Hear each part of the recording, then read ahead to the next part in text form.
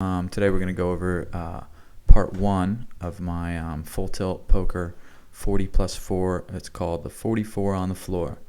So winner I think took about 1,500 and there was about 60 or 70 people, maybe more. It might have been closer to 100, but we'll get started here. So king queen suited, we have a limper. So we isolate the limper by making it about 3.5 times the blind with a decent hand. Get a couple callers, and then the limper, first limper, shoves all in, so we just fold the king queen. Next hand, the blinds, we have about 26 blinds start the hand. We raise it up with nines, minimum raise to 200, and we take down the blinds. I usually raise a minimum or 2.5x. Those are my standard raise sizing. So the next hand we get kings, and we min raise it to 200. We get one caller. The flop is low, 10 high, good flop, so we continue bet 300. A little less than half the pot, which is usually my standard continue bet, half pot or under. So he folds and we just take the pot. So a couple hands later we have nines with 20 big blinds, and the under the gun opponent shoves all in for about 13 blinds or so. So his range is could be anywhere from ace 10 or worse up, and maybe pocket 5s or 6s up, or maybe even wider. So we're just going to isolate the shove and hope for the best and get it all in with our 20 blind stack. He ends up having pocket 7s, so we win the hand, and on to the next one. A couple hands later we get queens with about 30 big blinds, so we minimum raise. We get called in 2 spots. The flop is a good flop, so we're going to continue bet less than half the pot here, 480, about 40% of the pot. We're not folding pretty much no matter what happens, so we're betting for value and calling and all in. He raises, and we're just not folding, so hopefully he just has a jack, something like that, and that's pretty much how this hand's played. You're not looking to fold this hand to this action really ever, so we're just going to get it all in here with him. And a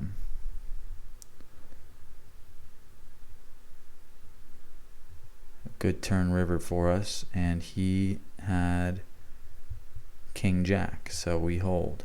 So it's a good hand. Next hand we play pocket 8s, where we have the razor from the hijack position. We go ahead and 3-bet, and we're just going to call him off if he reshoves. We're 3-betting here for value. He's got about 30 blinds, so it's a good stack to 3-bet and fold to if we were bluffing. And if he's capable player, he might 4-bet shove deuces or 3s, 4s, anything really. But he ends up just calling. This is a decent flop for our hand, so we end up betting about a third of the pot. And I am not anticipating to fold to any actions he does here. At this point, I'm betting for value, and I'm just going to call him off if he shoves. He ends up calling, weird spot, so we check, and I'm just going to check and pile him, because again, I'm not folding. I already decided it was 30 blinds, and with that board I wasn't going to fold. So he could be floating a lot of hands on my continue bet, trying to steal him on the turn if I check, which I did. So I'm just going to check, shove him, and hope he doesn't have a jack or better, and he doesn't because he folds, and we take down a nice pot. Next hand we play our pocket 9s, where we have under the gun razor, who's got about 50 something blinds. We have the same stack. This guy flats us from the hijack, so we just call it from the button, or from the cutoff actually, and we're going to just play a smaller pot in position here against the 2 opponents. And it comes queen high, which is pretty good. Standard continue bet, we're just going to call it because we might be ahead a lot here. He checks. We'll just check back here to keep the pot small. I think we're ahead a lot here. He checks, and you could bet here and try and get some thin value, but we just end up checking it back, and we win the pot, although we might have been able to get away with a bet there, and he might have called us with the ace 8. But next hand, raise it up with ace 6 of clubs and get flatted from the big blind.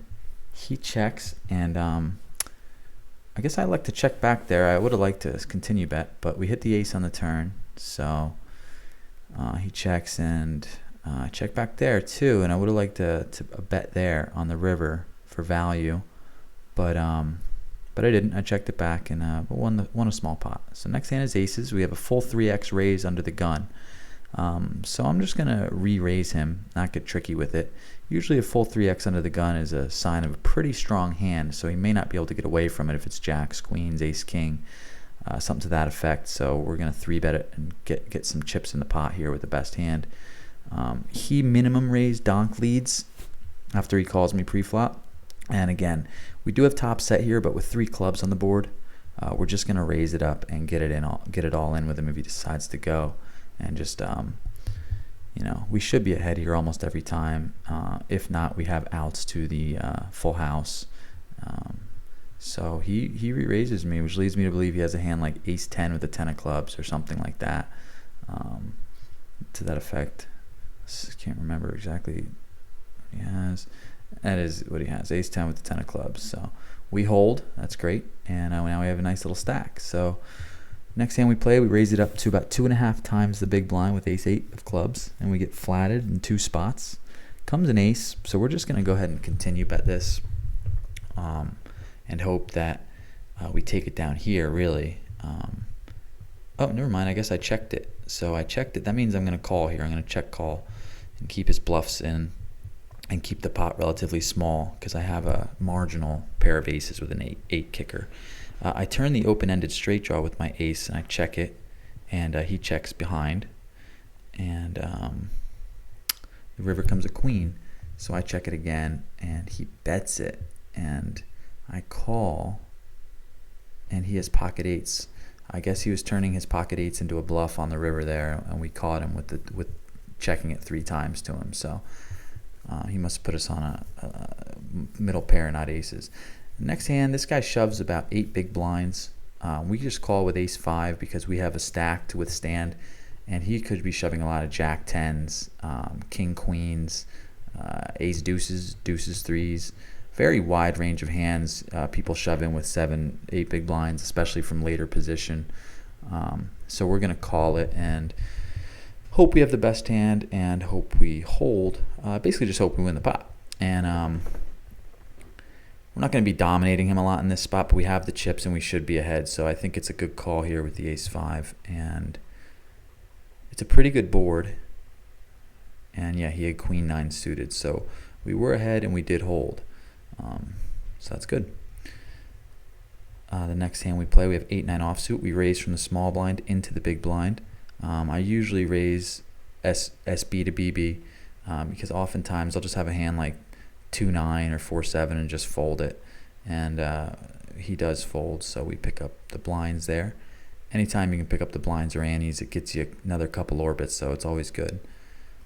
We raise it up with the ace 6 offsuit a couple hands later, and we get flatted by the cutoff. We flat bottom pair, so we bet about 40% of the pot just to keep the lead, because you don't really want to check and him bet because you have such a weak hand that it's hard. So you got to simplify it and just continue bet the bottom pair and see where it goes. And he folds, so we pick up the hand, and that's a good result. And we raise up ace 8 offsuit. A lot of weak aces we're playing. We bet about a third of the pot when we get called. We turn a pair. So now we're not bluffing anymore. We actually have a pair. So we're going to check it and call most bets here. This is about a 4th pot bet. I would put him on like pocket 5s or 6s here. So we call it and we check the river, and he bets a tiny bet again.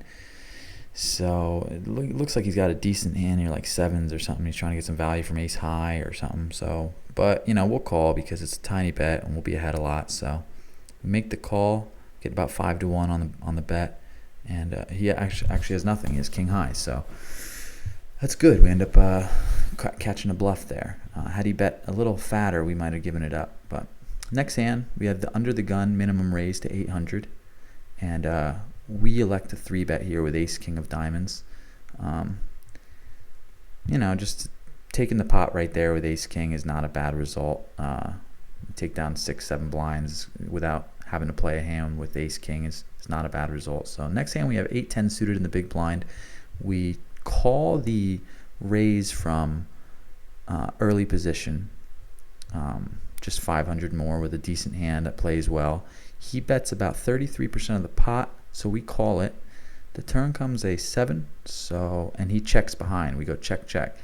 Now the river comes a 7 of diamonds, and I still might have the best hand, but I decided to bet the river to turn my hand into a bluff, just in case he did have me beat with a jack or queens or kings, who knows, and he didn't have a diamond. It really looks like I was drawing to a diamond, so when it hit, I just decided to bet it kind of fat and make it look like I had the diamond, just in case I was beat.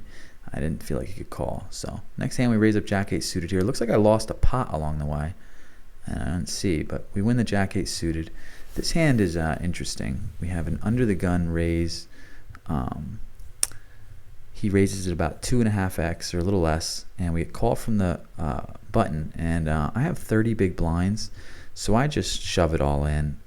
It's a premium hand, and these guys were flatting a lot of 3-bets, so I didn't really want to inflate a pot with Jack, and then play it out of position against either, so I just shoved it all in, and we took it down. So next hand I raise with Queen 9 from the button, get called. 9 high flop, pretty wet board, so I decided to continue bet, and he folds. I would have called his all in if he shoved, but he didn't. So the next hand we have Queen 8 of clubs, and we raise it under the gun, and it folds around, so we get to steal a pot there. I like raising from early position when there's 1 or 2 seats missing, as there is at this table. So the next hand, again, ace king. This is not really the best play, but on this table these guys were flatting 3-bets a lot, and I wasn't about to play a big inflated pot, so I just shove about 36 blinds in there. That is something I don't often do, but sometimes I just do it just to take the pot, and I did. So next hand I raised small blind to big blind with the ace 7, and 2.5 times the blind, and the big blind folds it, so that's a good result too. So we're chipping back up. I don't know what hand that we missed that I lost a lot of chips, but I do apologize for that. So we have a limper and under the gun, and I raised about 3.1x from the button here with ace king in position, and we get flatted from the small blind and flatted from the big blind. So these guys like to flat call a lot. When we get a lead for 3,600, and I elect to call it just to try and hit an ace or king on the turn. I don't, and I end up having to fold the turn here to this action. I think it's fine to play, and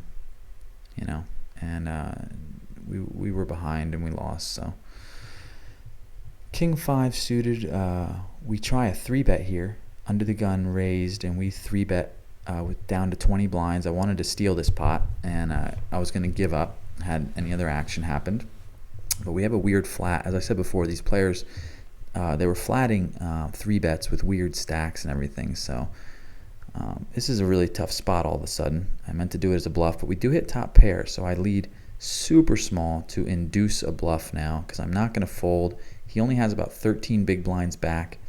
I have about 20. The pot's already 12K. It's the size of his stack, and so I'm just going to bet 1 or 2 blinds here, and I'm not folding. I'm just doing this so I can keep a few of the hands we beat in, but I'm not sure what he would flat my 3-bet with. Under the gun raise, UTG1 3-bet, and then he flats it. So for better or worse, we're not folding, and I'd elect to make it 2 blinds and see where it goes from there. Let's see what he does. He minimum raises it, so I'm just going to go all in here because he only has 10 blinds back. The pot's already big enough. If he folds, I don't mind, because we take down a 15,000 chip pot, or more than that. It's about an 18,000 chip pot after our bets, and I don't have to get to showdown, and he does fold. So it's a great result for the hand. That was a sticky spot, but we ended up getting a few extra chips from him on the flop, and I have no idea what he was flatting that 3-bet with pre-flop. My guess is a hand like 9s. I don't know. Maybe ace queen or ace jack. So next hand we play, we have about 35 blinds, and we minimum raise it with ace jack of hearts. I believe we're coming down to the final table bubble at this point. So we're going to get a little more aggressive. The guy checks. We continue bet half the pot. It's a pretty dry board. King, 9-3, no suits. So if they don't have a king or a 9 or a decent pocket pair, they're just going to be folding this a lot. So I continue bet about half the pot to let them know I'm serious, and and they fold, so we pick up the pot. We get queen 10 of hearts a few hands later, and this time we 2.5x raise, and we get it through, and everyone folds. So we're up to about 35 big blinds. A couple hands later, we have 10-7 of clubs under the gun, and we 2.5x raise again. And this time we get called by the big blind. I can't win this pot unless I bet, so I bet a small amount, hoping he just has a hand that completely missed and he'll fold. And I'm probably just going to give up on the turn unless I pick up a big turn card. But he raises my flop bet, and I don't have any things, and I just fold. I don't try and do anything tricky. So give him the pot, and on to the next hand. You're going to lose a lot of hands, and no matter what tournament you win, you'll always lose hands. So this pot, I elect to just call because I have about 30 big blinds back, and he 3x's it, which is usually the sign of a semi-stronger hand than just a steal. So I don't really want to shove or 3-bet and get shoved on. I have to call with sixes, so I just elect to play a small pot and call. I do hit a set, but it's a very wet board, all diamonds. So he checks back, and when I check the turn, just because I think he'll check back a lot of medium strength hands and then bet them on the turn. And I think if he flopped a flush, he would have bet. So I'm going to check raise him on the turn. And I check raise kind of big, about 3.2x, just because the diamond, and my stack's short, and I just let him know that I'm not folding. He elects to get it all in with me, and we call.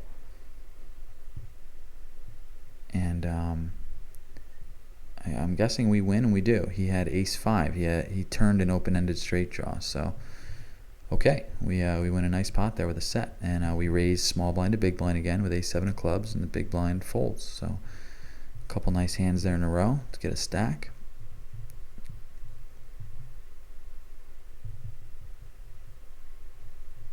The next hand we play, we have king 2 of spades. I raise it 2.5 times the blind from the cutoff. We get called from the big blind. There's about 30 blinds. We flop the nut flush on an ace-high board, so this is a good spot to continue bet, because you represent the ace. He won't have a lot of aces just calling from the big blind.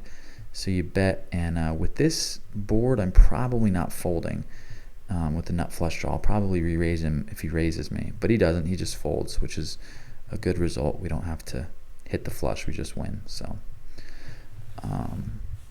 Jack 9 offsuit. Again, we're on the final table bubble, and I have chips, so I'm going to put some pressure on these players. So I raise, and I get flatted. I'm going to end up continue betting my middle pair here, and I get called. So he has something, it seems, but I think I'll still be ahead a lot here. I think he'll be floating me a lot of times with ace jack, jack 10, king jack, just to try and take it away on the turn.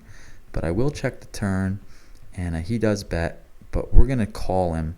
As I said before, we're going to be ahead of him a lot of times here. He'll check back a lot of 9s and queens on the turn, but he'll bet all of his bluffs that he's floating me on the flop with. So we're going to call and see what happens on the river.